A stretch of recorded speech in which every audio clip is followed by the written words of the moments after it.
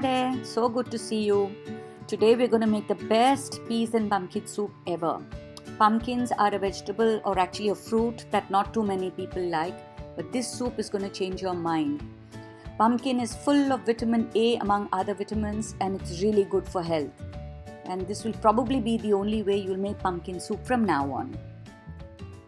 I'm making this with roasted pumpkin puree, so there is a small amount of pre-preparation. In your roasting pan, add 1 heaped tablespoon of butter and then toss 500 grams of pumpkin roughly chopped. I've left the skin on. It doesn't matter how large the pieces are because we're going to be pureeing it later. So add about a teaspoon of salt and 1 teaspoon of pepper powder. Pepper according to your taste, again salt to your taste. Sprinkle about 1 teaspoon of sugar evenly. This is not only to get the caramelization but also to get the sweetness of the pumpkin out. And then add a generous tablespoon of olive oil all over the top. Then you pop it into a preheated oven at 200 degrees centigrade for about 15 to 20 minutes or till cooked. See how wonderful that looks? Little bits of brown caramelization. You won't get this if you put it into a pressure cooker or boil it. Now once it's cooled, blend it and keep this puree aside. I like to make a big batch of this because I use it in several ways. Let's start with our soup. In a pan, add 1 tablespoon olive oil.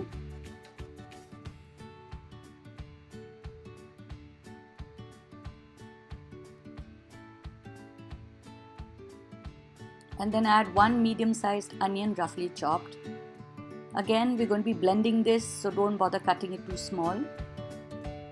Now I've lost a part of my video, but you've got to add 1 cup of sliced mushrooms, a 1/4 teaspoon of salt and a 1/2 teaspoon of pepper powder.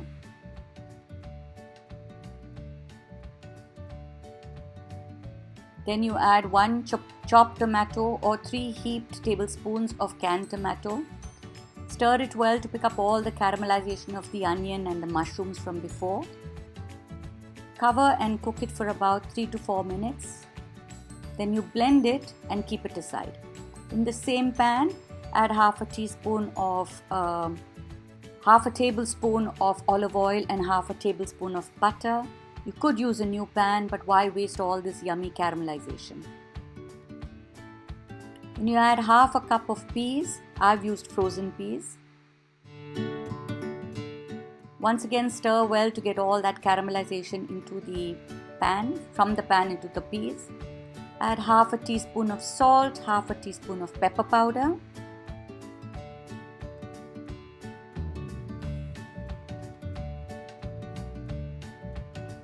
Then you add 1/2 cup of water and cover and cook this till the peas are cooked, maybe for about 3 minutes. Just see how the caramelization has affected the peas. So lovely.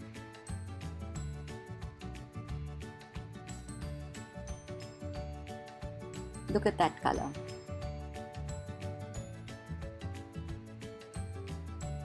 Now we'll add 1/2 teaspoon of paprika, smoked paprika powder. I like the smoked flavor of the paprika, but you could add regular chili powder as well. Then we'll add in the blended onion mushroom paste.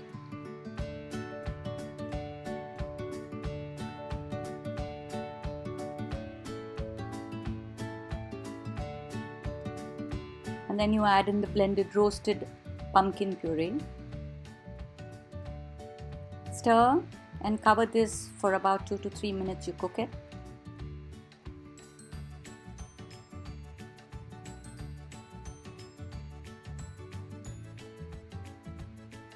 You just cook it, get all the flavors together.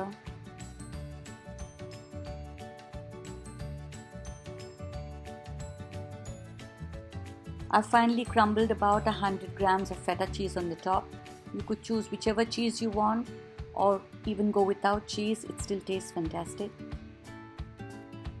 As I'm using feta cheese, I was really careful with the salt that I added before because cheese has salt as well. Now, in case you're not adding cheese, do check your seasonings before serving. Serve this hot with some lovely homemade bread. Check my earlier recipes for my lovely olive bread. I'm sure you've enjoyed this recipe. So come on, spread this love forward and do send me some encouragement in the form of the most important thing we need on YouTube, the thumbs up and the likes. Do remember to subscribe to this channel, and I'll see you soon. Have a wonderful day. Bye-bye.